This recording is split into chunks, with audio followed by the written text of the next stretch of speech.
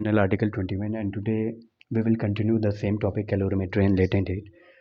मतलब previous video में मैंने जो है कैलोरीमेट्री क्या होता है और हीट और टेम्परेचर का क्या रिलेशन है और उसकी यूनिट क्या होती है और इस फार्मूले का जो स्पेसिफिक हीट कैपेसिटी का जो फार्मूले का डेरिवेशन कैसे आता है, ये सारी चीज़ें मैंने डिस्कस कर ली और आज हम आगे बढ़ते हैं।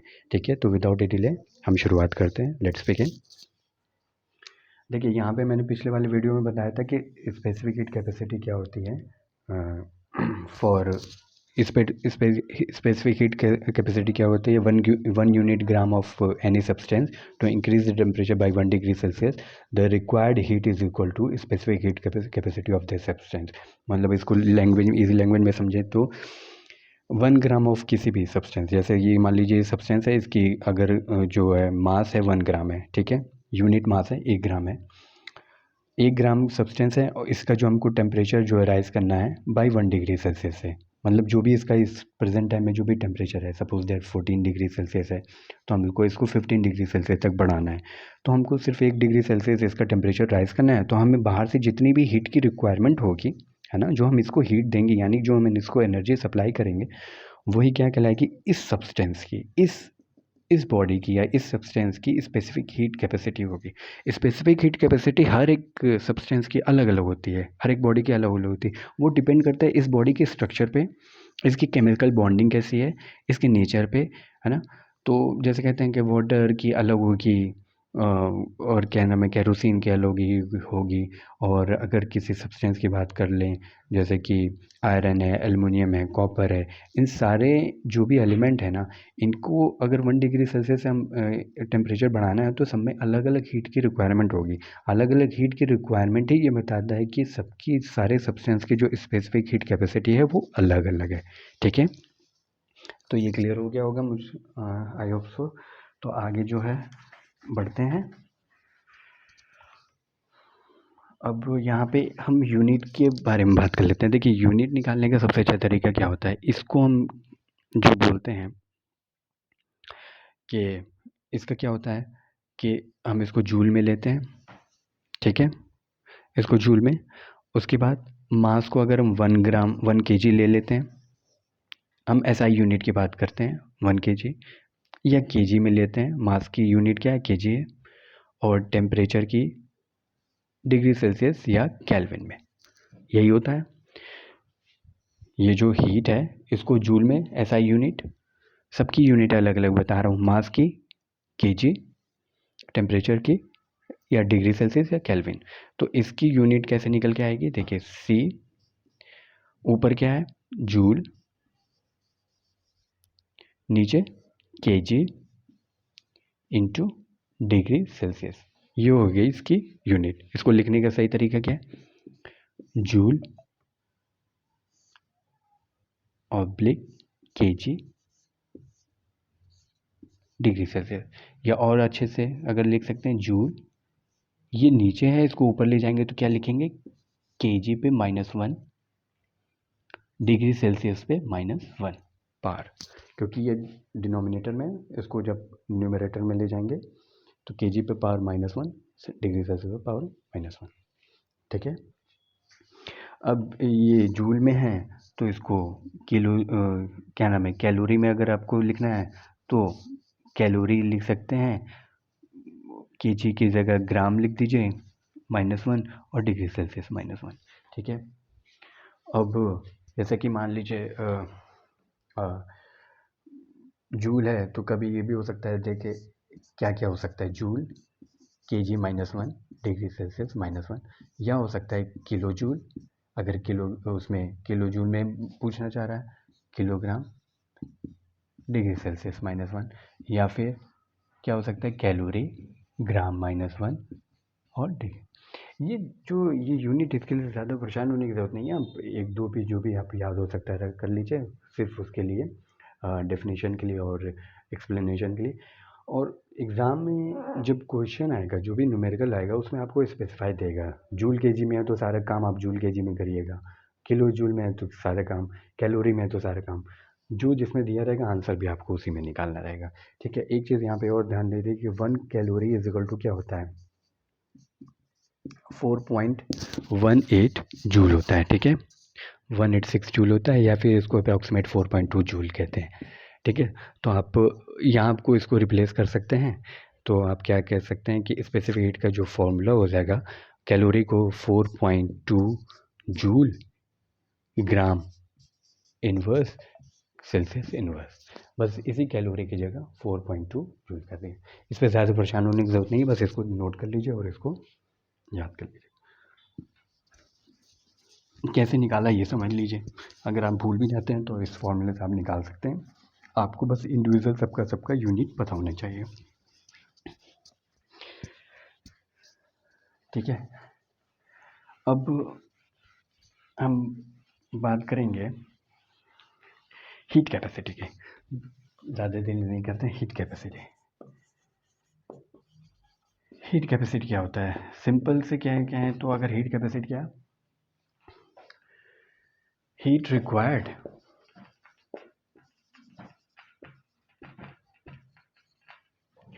To raise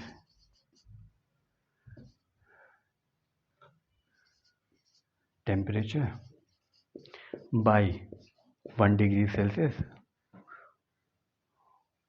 for whole body या मास, ठीक है।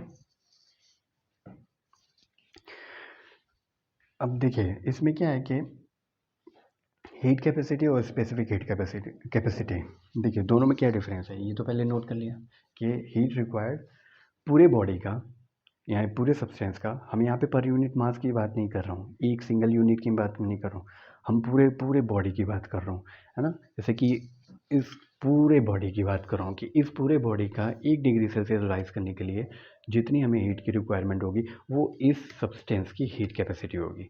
लेकिन अगर इसके एक यूनिट मास की, सिर्फ 1 ग्राम मास की अगर हम उस बात करते हैं कि 1 ग्राम मास को 1 डिग्री सेल्सियस राइज करने के लिए हमें अलग से कितनी हीट की रिक्वायरमेंट होगी, वो इस सब्सटेंस की स्पेसिफिक हीट कहलाएगी, है ना। स्पेसिफिक का सिर्फ मतलब हो गया कि पर यूनिट मास के। तो ये चीज़ें दोनों क्लियर हो गया। इसको ऐसे लिख भी सकते हैं जैसे कि यहाँ पे लिखें, अगर स्पेसिफिक हीट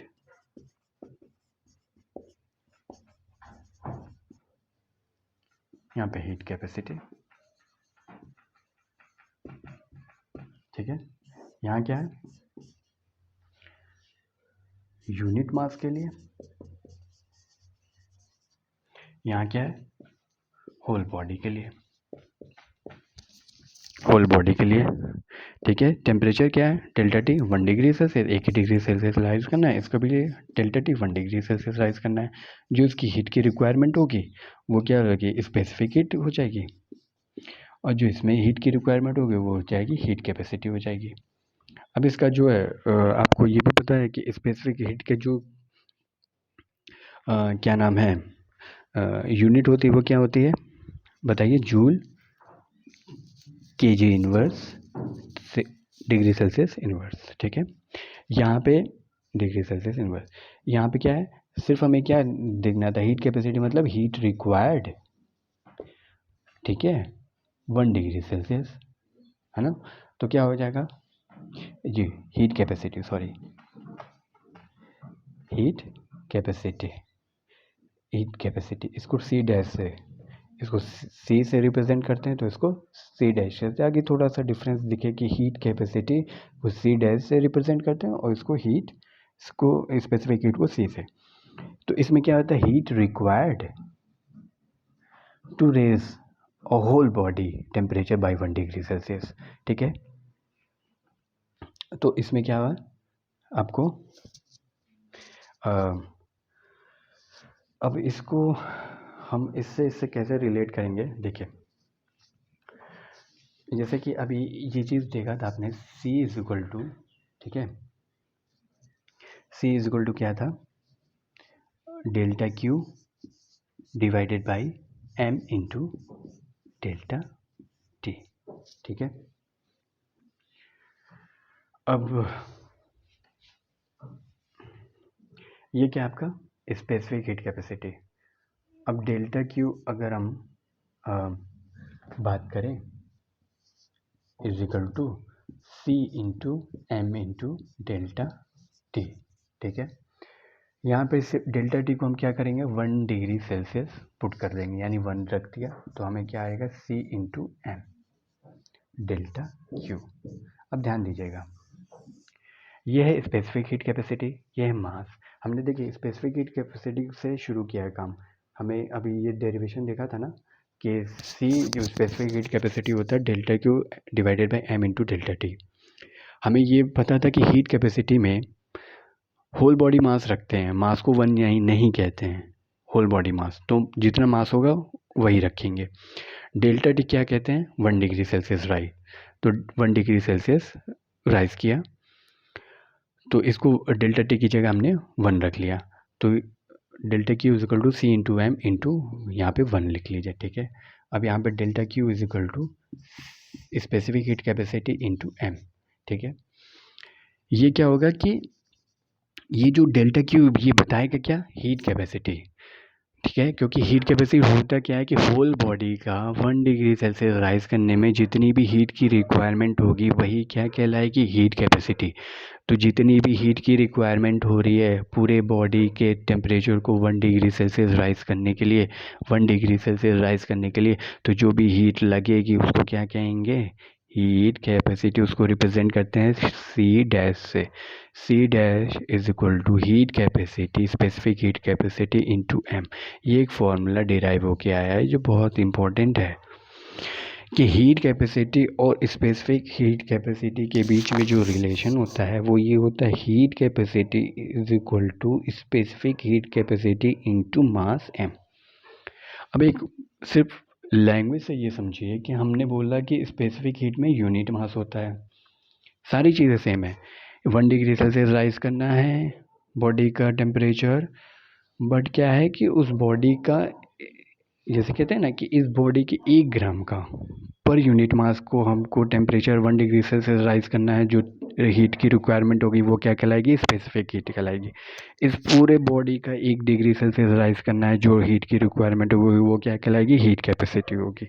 ठीक है, तो यानी कि इस स्पेसिफिक हीट में है ना, अगर हम मास से मल्टीप्लाई कर दें तो हमने हीट कैपेसिटी मिल जाएगी, क्योंकि स्पेसिफिक हीट 1 ग्राम का है और हीट कैपेसिटी पूरे मास का है।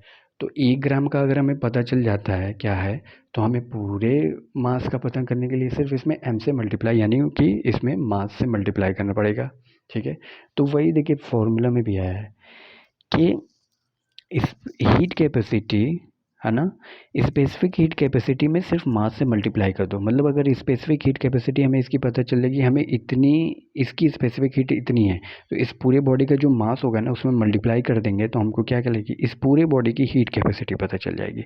जैसे होता है ना 1 ग्राम का हमें heat capacity specific heat capacity पता है कि 1 ग्राम में 1 डिग्री सेल्सियस राइज करने के लिए इतनी हीट की ज़रूरत है, तो क्या पूरे मास को राइज करने के लिए हमें कितनी हीट की ज़रूरत होगी, तो जो 1 ग्राम का राइज करने में जो हीट की ज़रूरत हो रही है उसमें पूरे मास से मल्टीप्लाई कर दीजिए। तो वही देखिए ये तो हमने जो लैंग्वेज में समझ लिया और ये हमने डिराइव कर लिया, तो इसको नोट कर लीजिए।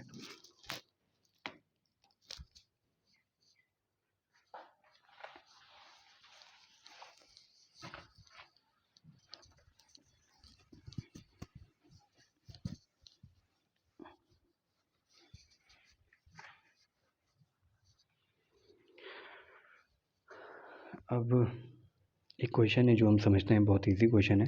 ठीक है, आप क्वेश्चन के उससे थ्रू से हम जो है सारी चीज़ें समझते हैं। ठीक है, इसमें एक क्वेश्चन है कि जो मैंने लेके आया कि वाटर है, वाटर का जो दिया है कि मास जो है कितना दिया है वाटर का 100 ग्राम वाटर है। ठीक है, बोल रहा है कि वाटर का जो टेम्परेचर राइज करना है कहाँ से कहाँ तक 30 डिग्री सेल्सियस से 100 डिग्री सेल्सियस, 100 डिग्री मतलब यहाँ से लेके यहाँ तक वाटर, इतने ग्राम वाटर को 30 डिग्री सेल्सियस से लेके 100 डिग्री सेल्सियस तक राइज करने के लिए हमें कितनी हीट की रिक्वायरमेंट होगी यही पूछ रहा है ना। और हीट की कितनी रिक्वायरमेंट होगी, हीट की कितनी रिक्वायरमेंट होगी यानी कि डेल्टा क्यू पूछ रहा है। और यहाँ पे वाटर की जो इसने दे दिया है ना खुद कि स्पेसिफिक हीट कैपेसिटी कितनी दिया है 4.2 जूल ग्राम इनवर्स डिग्री सेल्सियस इनवर्स। देखिए बहुत इजी क्वेश्चन है। स्पेसिफिक हीट कैपेसिटी दी है, टेम्परेचर बता रहा है कि 30 degree Celsius 100 degree Celsius rise करना है, वाटर का जो मास है वो 100 ग्राम दिया है। तो अब जो सिंपल सा आपका जो फॉर्मूला होता है क्या होता है, delta Q is equal to क्या होता है, एम सी डेल्टा टी, है ना, जो अभी हमने पढ़ा था delta Q. Delta Q is equal to M C delta T. हमें डेल्टा क्यू पूछ रहा है, मास की वैल्यू यहाँ से उठा दिया 100 ग्राम, और स्पेसिफिक हीट जो आपको दिया है कितना 4.2, और टेम्परेचर जो डिफरेंस है 30 से लेके 100, 30 से लेके 100, यानी कि कितना डिफरेंस आ रहा है 100 माइनस 30 डिग्री सेल्सियस, यानी कि कितना हो जाएगा 100 इंटू 4.2 इंटू 70। ठीक है, इसको कैलकुलेट कर लीजिए, जो भी आपका आएगा वो उसको जूल में आप रिप्रेजेंट कर दीजिएगा, क्योंकि जूल में ही दिया है तो जूल में ही दे। ठीक है, दूसरा क्वेश्चन देखते हैं, और कोई इम्पोर्टेंट क्वेश्चन कोई है अच्छा क्वेश्चन तो। हीट कैपेसिटी तो आपको समझ में आ गया, उसमें कुछ बताने लायक है नहीं। और एक बहुत अच्छा क्वेश्चन है, इसको समझते हैं।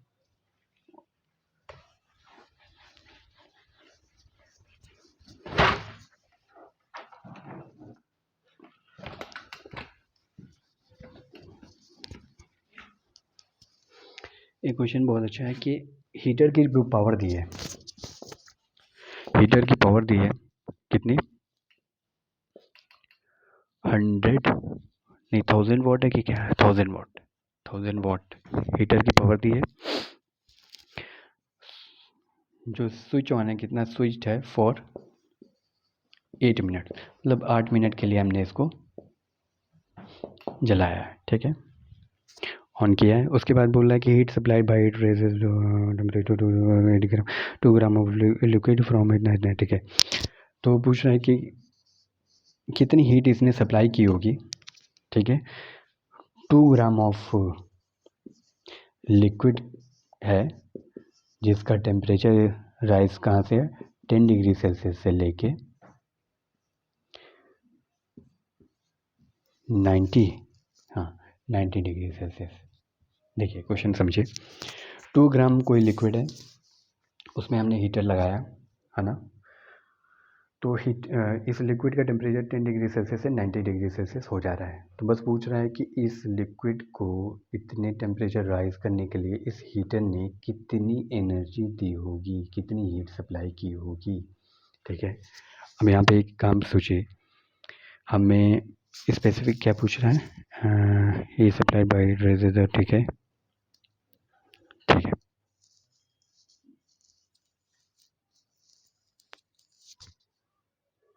हीट कैपेसिटी नहीं पूछ रहा, I think so heat capacity heat supplied by heat raiser temperature इतना।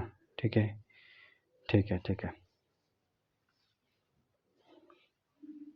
तो ये क्वेश्चन, सॉरी ये क्वेश्चन कुछ इस तरह से है, ये देख वही मैं कह रहा हूँ क्यों इसमें पूछ रहा है। पहला क्वेश्चन ये है कि हीट कैपेसिटी पूछ रहा है, इसमें दो क्वेश्चन है, हीट कैपेसिटी पूछ रहा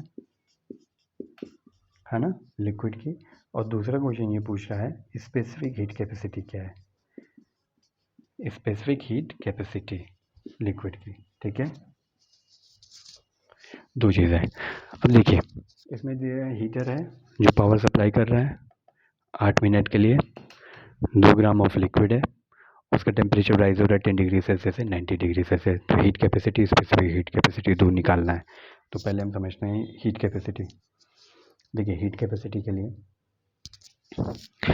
पहला सॉल्यूशन जो है हीट कैपेसिटी सिंपल से क्या हो जाएगा आपका,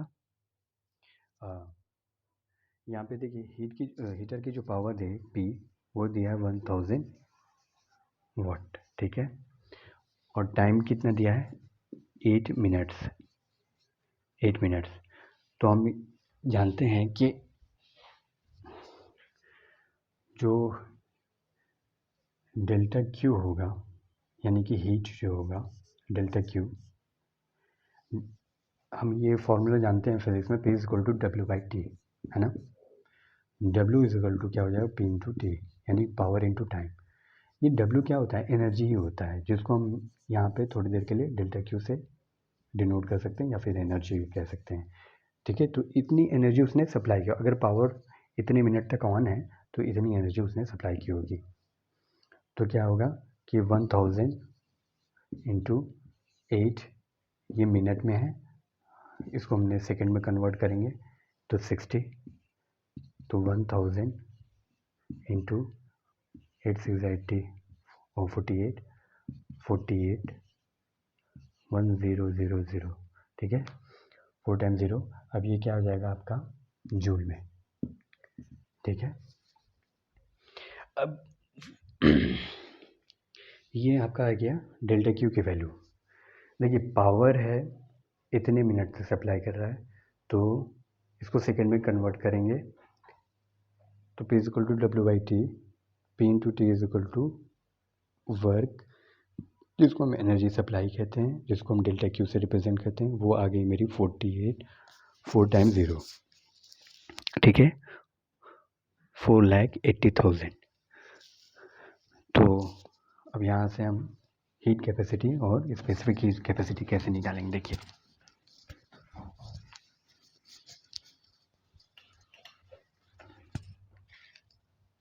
देखिए टेम्परेचर जो है डिफरेंस यहाँ पे कितना था, कहाँ से कहाँ तक राइज करना था, temperature difference 10 degree Celsius to 10 degree Celsius to 90 degree Celsius, ठीक है, टेम्परेचर राइज। तो डिफरेंट डेल्टा की क्या हो जाएगा, 90 degree Celsius minus 10 degree Celsius, यानी कि डेल्टा टी की वैल्यू 80 डिग्री सेल्सियस, ठीक है, मतलब कि इतना टेम्परेचर राइज करना है। अब स्पेसिफिक हीट कैपेसिटी, देखिए हीट कैपेसिटी सिंपली क्या होगा, हीट कैपेसिटी के लिए सिंपली क्या हो गया कि होल मास कि अभी जो डेल्टा क्यू की वैल्यू आई थी वो कितनी आई थी, डेल्टा क्यू की वैल्यू आई थी 4,80,000, ठीक है, 4,80,000 आई थी डेल्टा क्यू की वैल्यू, ठीक है। अब हमें ये देखना है कि हीट रिक्वायर्ड है ना, पूरे बॉडी के लिए जितना हीट रिक्वायर्ड होगी और कितने डेल्टा टी, बस।